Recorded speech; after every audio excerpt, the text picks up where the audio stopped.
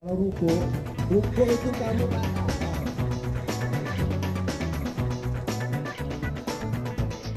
Sebagaimana bisnis yang dinamis, dunia pendidikan pun harus terus bertransformasi menyesuaikan diri dengan kondisi zaman. PIP Makassar mengembangkan program studi dan diklat penunjang untuk menghasilkan sumber daya manusia yang unggul dan berkualitas dan menyumbang bagi Indonesia emas pada 2045 dari sektor kepelautan.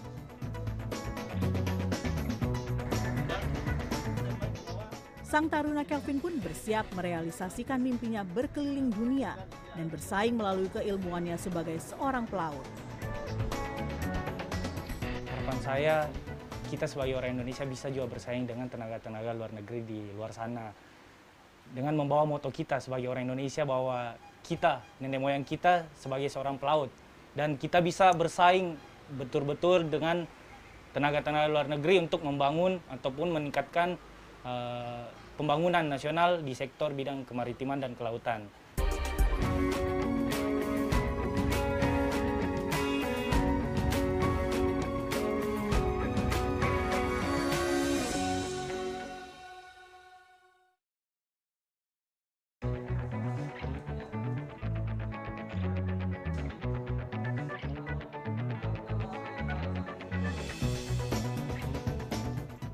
Menjadi pelaut bukan satu-satunya pilihan untuk meniti karir di masa depan. Albert Bernhard Aritonang, salah satu alumni PIP Makassar, memilih jalan lain melalui jurusan Ketatalaksanaan Angkutan Laut dan Kepelabuhan atau KALK. Keinginan Albert sederhana saja, ingin cepat bekerja setelah lulus kuliah. Bertemu kawan-kawan dari berbagai pelosok negeri dan tinggal bersama di asrama, Albert seperti menemukan keluarga baru dalam satu angkatan. Meski latar belakang mereka bermacam-macam. Ketika kita pendidikan, hampir tidak ada perbedaan kita orang mana, dari mana, agama mana.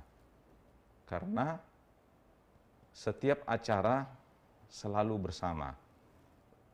Contoh, ibadah keagamaan, semua kita bersama-sama. Mau itu ibadah perayaan agama Muslim, Nasrani, taruna itu bersama. Disitulah sebenarnya kita lihat Indonesia banget gitu. Tidak ada perbedaan ras sama sekali. Itulah yang terbawa sampai kami lulus. Ketika kami lulus, yang pertama kita cari adalah teman satu angkatan. Kalau tidak ada teman satu angkatan, senior atau junior. Dengan menyebutkan nama alumni, maka kita otomatis akan disambut seperti layaknya saudara, kakak, dan adik.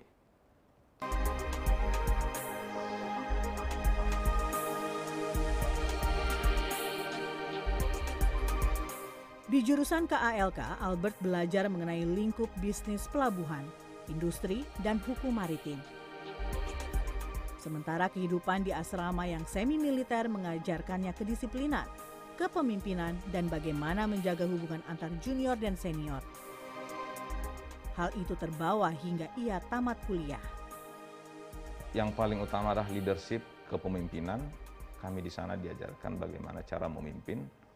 Itu mulai dari kita masuk taruna muda, sudah disuruh memimpin, minimal memimpin dalam satu pekerjaan tertentu. Setelah masuk nanti taruna madya, itu balok 2 ya, di pundaknya ada balok 2 dulu. Di sana bagi yang punya potensi menjadi danton, komandan peleton, sudah dipilih di sana, ketarunaan. Jadi semuanya belajar memimpin. Terus bagaimana memimpin adik-adik kelas juga, karena perwira ataupun dosen-dosen kita sifatnya hanya mengawasi dan mengajar. Setelah lulus, Albert banyak makan asam garam di berbagai bidang perusahaan. Mulai dari menjadi kerani untuk mengecek arus barang di perusahaan pelayaran dengan gaji Rp75.000 per bulan, hingga kini memiliki beberapa perusahaan. Albert tak hanya membangun perusahaan secara fisik, tapi juga membangun karakter kewiraswastaan. Shipping agency, perusahaan pelayaran, marine surveyor, docking, vessel repair, dan shipbuilder menjadi bidang perusahaan yang digeluti Albert bersama kawan satu angkatannya mantan nakoda yang dulu mengambil jurusan nautika bernama Eko Aprianto. Mereka memiliki latar belakang yang berbeda, namun memiliki mimpi yang sama. Kini Albert dan Eko lebih banyak mengawasi dan mempercayakan perusahaan kepada junior, senior, dan sahabat-sahabat mereka untuk regenerasi. Dalam sebulan kami bisa mengageni kapal-kapal lokal maupun asing, bisa jumlahnya 800 sampai 1000 per bulan. Di bidang pelayaran, kami memiliki kapal-kapal milik yang saat ini disewa ataupun dicarter oleh perusahaan oil company.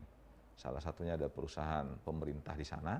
Terus kami juga memiliki perusahaan bongkar muat ataupun stevedoring company. Kami juga memiliki perusahaan namanya Marine Surveyor. Saat ini kami masih aktif di bidang Marine Surveyor untuk membantu insurance. Untuk mengembangkan bisnis dan menjaga marwah perusahaan, Albert tentu membutuhkan kepercayaan. Ia pun menggandeng komunitas alumni PIP Makassar untuk bekerja sama dan menyerap sebagian tenaga kerja. Pendidikan dari kampus yang sama menciptakan keakraban dan itu menjadi caranya untuk mendirikan perusahaan. Pendidikan di PIP Makassar benar-benar mengubah Albert yang pendiam untuk bisa tampil sebagai pemimpin dan mengambil keputusan. Pilihannya mau tidak mau atau terpaksa dan dipaksa. Namanya pelaut itu, di laut tidak ada abu-abu, hitam atau putih.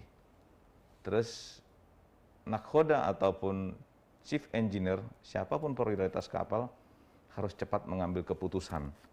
Karena tidak ada tempat lain minta tolong di laut. Itu secara langsung mempengaruhi kami walaupun bukan pelaut. Jadi kami juga di darat harus diambil keputusan, masalah nanti, urusan nanti, yang penting saat ini ada keputusan, baru kita lihat apa hasil dari keputusan itu. Assalamualaikum warahmatullahi wabarakatuh.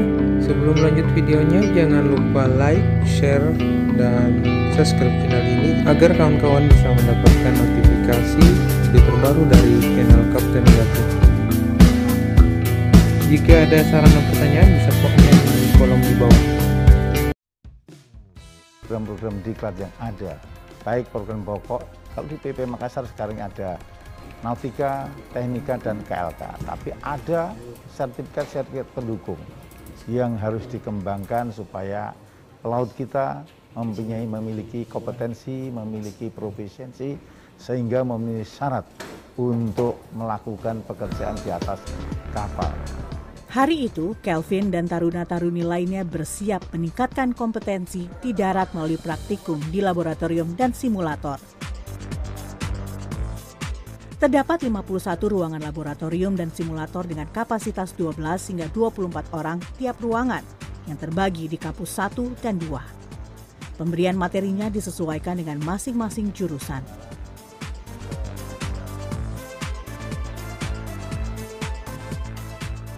Untuk menyempurnakannya, mereka harus terjun di kapal latih Sultan Hasanuddin.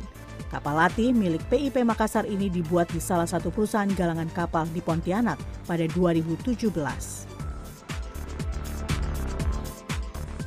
Panjang kapal 63 meter dan lebar 12 meter.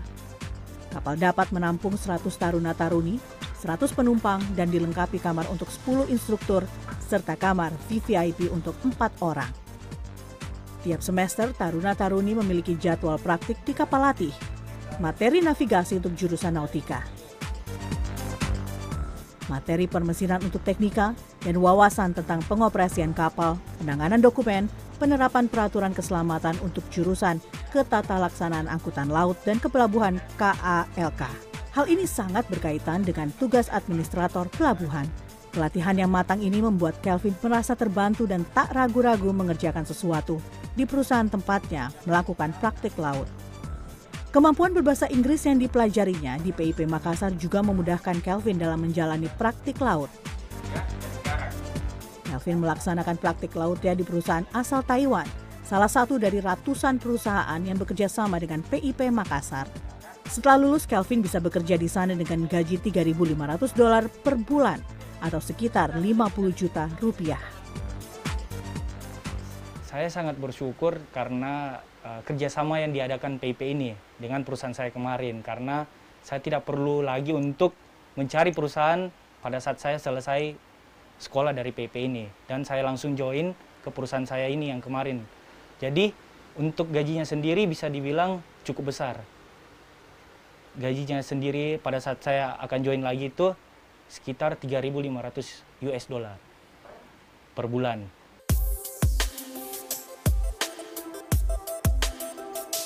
Lembaga pendidikan tinggi vokasi yang saat ini dikenal sebagai Politeknik Ilmu Pelayaran Makassar memiliki akar sejarah yang panjang. Lembaga yang merupakan institusi pendidikan bidang maritim tertua di Indonesia ini bermula dari sekolah kejuruan untuk awak kapal pribumi di Makassar. Sejalan dengan meningkatnya kebutuhan anak buah kapal, pada 1921 dibangun gedung sekolah untuk menampung para calon kelasi atau awak kapal. Momentum itu menjadi bukti sejarah cikal bakal berdirinya PIP Makassar. Sekolah ini pernah ditutup dan dibuka kembali, serta mengalami beberapa kali pergantian nama sesuai jenjang pendidikan dan perkembangan zaman. Sejak 1999, Balai Pendidikan dan Latihan Pelayaran Ujung Pandang telah berganti nama menjadi Politeknik Ilmu Pelayaran PIP Makassar dengan program pendidikan Diploma 4 Pelayaran. Pada 2010 hingga 2016, gedung kampus 2 PIP Makassar telah dibangun di Jalan Salodong, Kelurahan Untia, Kecamatan Biringkanaya, Makassar. Sementara itu, kampus 1 tetap berada di Jalan Tentara Pelajar, Kelurahan Malimongan Tua, Kecamatan Wajo, Makassar. Sebelum pandemi, taruna-taruni diwajibkan tinggal di asrama kampus. Institusi PIP Makassar sejak 2020 hingga 2025 terakreditasi dari Badan Akreditasi Nasional Perguruan Tinggi. Sebagai perguruan tinggi pelayaran niaga, PIP Makassar menawarkan berbagai jenis diklat. Program pendidikan dari PIP Makassar ada di pembentukan, yaitu untuk diklat ketarunaan, di mana diklat pembentukan ini ada beberapa inputan, ada polbid, ada reguler, dan ada mandiri. Kemudian diklat peningkatan, dalam hal ini yang perwira siswa atau PASIS, di mana inputnya adalah dari mereka yang sudah jadi pelaut untuk mengupgrade pendidikan dan pelatihannya untuk meningkatkan kompetensinya. Kemudian diklat keterampilan, di mana diklat keterampilan ini adalah diklat yang mendukung kompetensi mereka bekerja di atas kapal, dan terakhir diklat-diklat revalidasi.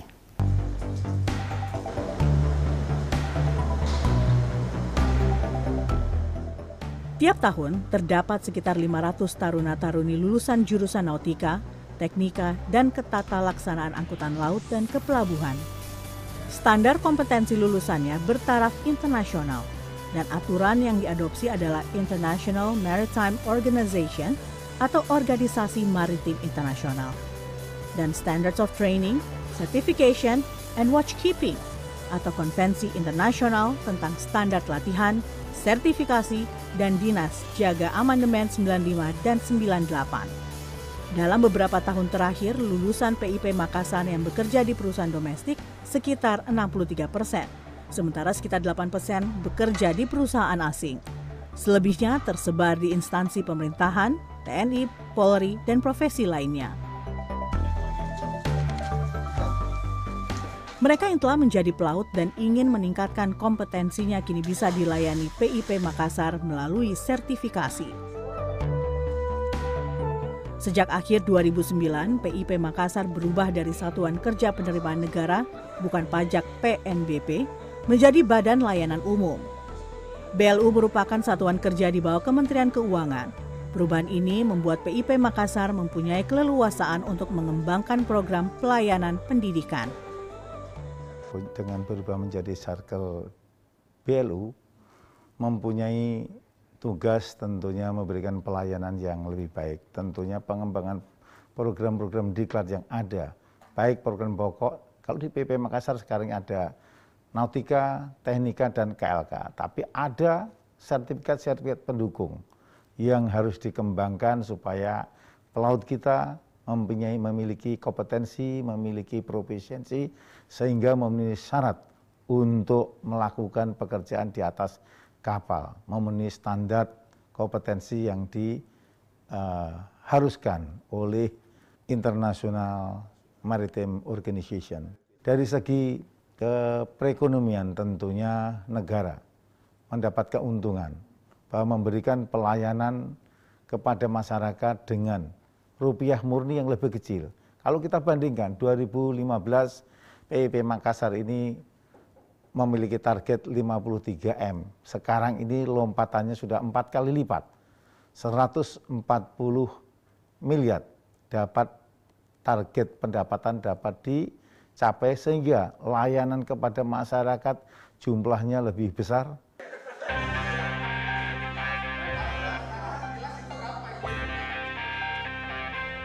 Untuk mendongkrak perekonomian dan meningkatkan kompetensi, masyarakat sekitar yang rata-rata berprofesi sebagai nelayan pun mendapat diklat pemberdayaan masyarakat secara gratis. Salah satu edukasi yang diberikan adalah tentang kesadaran atas keselamatan berlayar.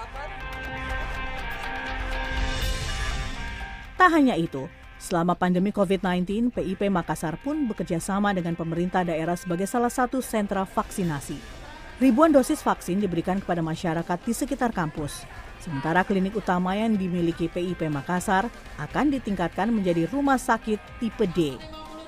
Hal ini sesuai tuntutan pelayanan untuk menjaga kesehatan pelaut sampai usia 60 tahun. Pendidikan kemaritiman memberikan optimisme untuk mencetak pelaut yang ulung. Hal ini sesuai kultur masyarakat Makassar baik di kecamatan wilayah pesisir maupun kepulauan yang bergantung pada laut. 30% kecamatan di Makassar merupakan kawasan pesisir. Jika pelaut bekerja di perusahaan asing pasca pendidikan dan bergaji tinggi, gairah ekonomi masyarakat sekitar meningkat. Selain mampu mengangkat harkat martabat keluarga, juga menyumbang devisa negara. Bisa dibayangkan kalau 1.700 pelaut kemudian mengirim dananya ke ibu bapaknya di Kota Makassar.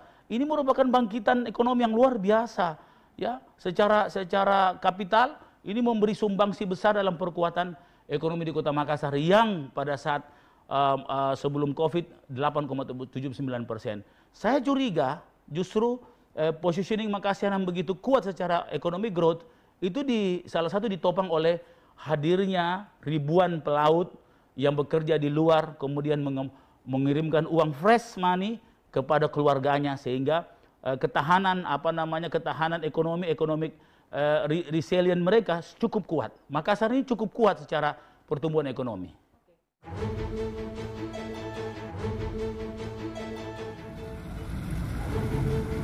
Assalamualaikum warahmatullahi wabarakatuh. Masih bersama Kapten Gapi.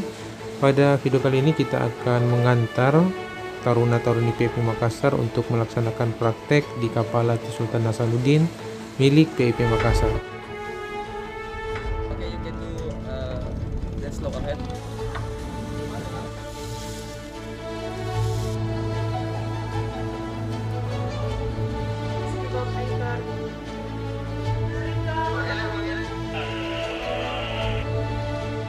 Saya termotivasi untuk menjadi seorang taruna di PIP Makassar karena saya melihat kakak senior saya itu bisa keliling dunia dengan cara dia berlayar dan semua itu dia dapatkan dari PIP Makassar ini, Kak.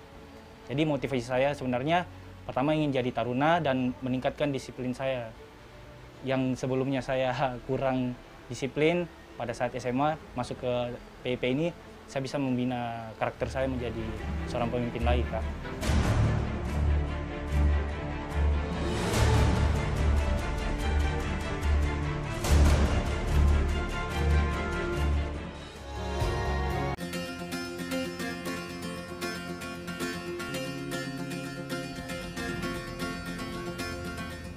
Kondisi geografis Indonesia yang dikelilingi perairan membuat aktivitas perdagangan jalur laut memainkan peranan penting dalam membangun sistem hubungan perdagangan dunia. Di zaman pemerintahan Hindia Belanda sejak beroperasinya kapal uap dan dibentuknya perusahaan pelayaran kerajaan Belanda KPM pada akhir abad ke-19 di Amsterdam, terjadi perubahan dan kemajuan besar dalam pelayaran antar pulau di Indonesia.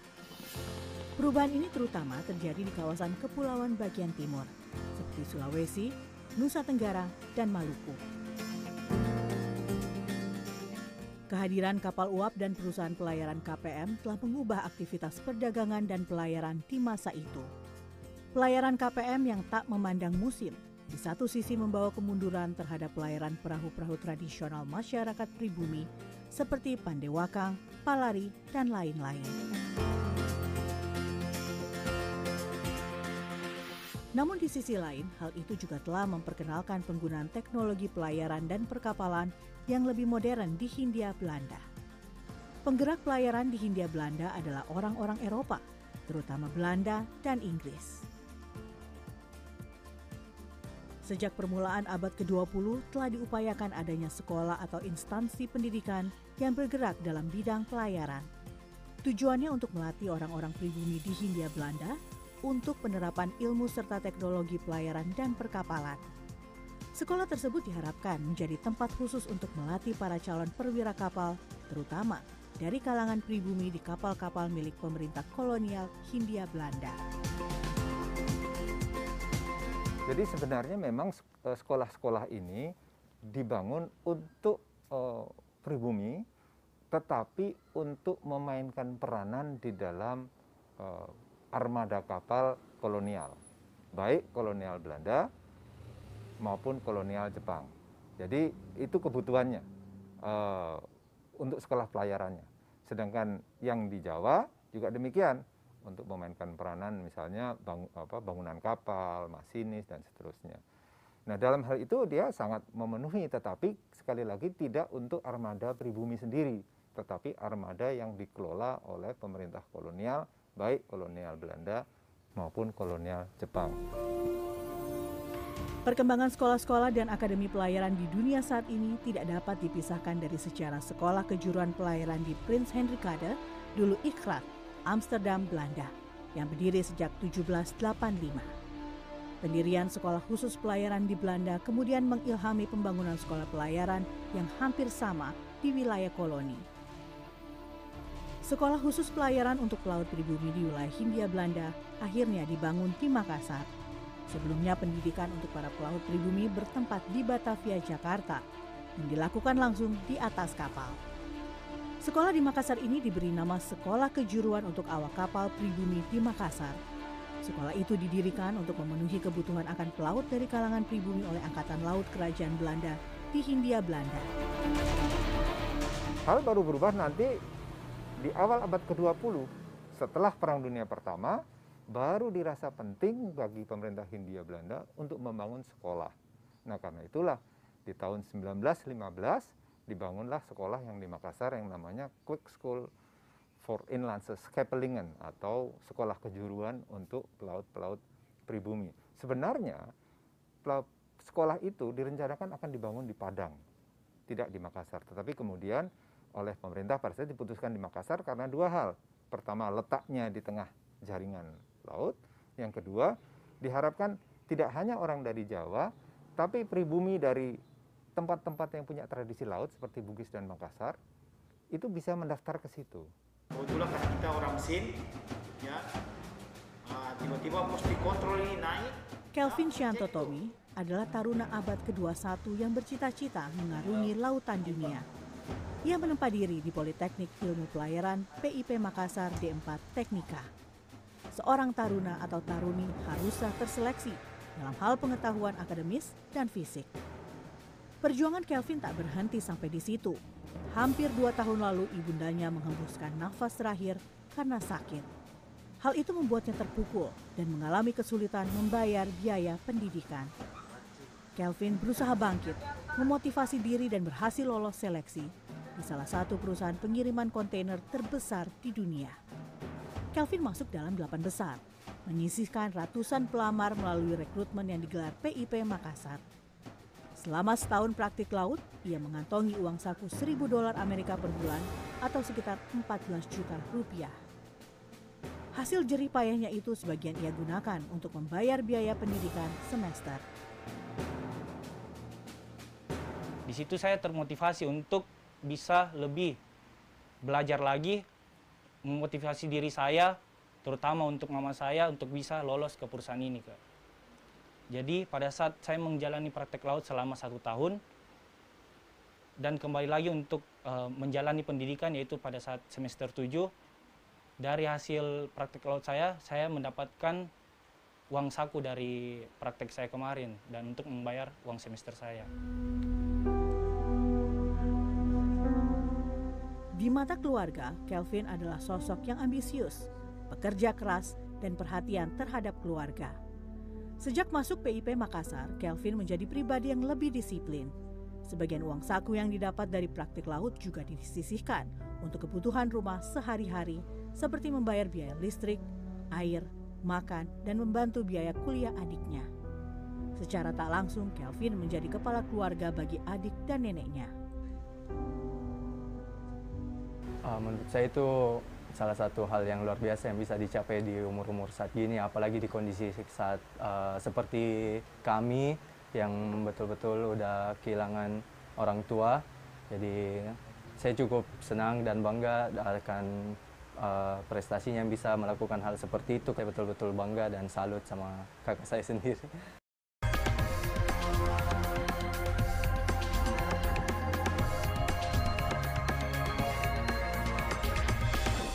Saya sangat bersyukur karena kerjasama yang diadakan PIP ini dengan perusahaan saya kemarin, karena saya tidak perlu lagi untuk mencari perusahaan pada saat saya selesai sekolah dari PIP ini. Assalamualaikum warahmatullahi wabarakatuh. Sebelum lanjut videonya, jangan lupa like, share, dan subscribe channel ini agar kawan-kawan bisa mendapatkan notifikasi video terbaru dari channel Kapten Gatot. Jika ada saran dan pertanyaan bisa komen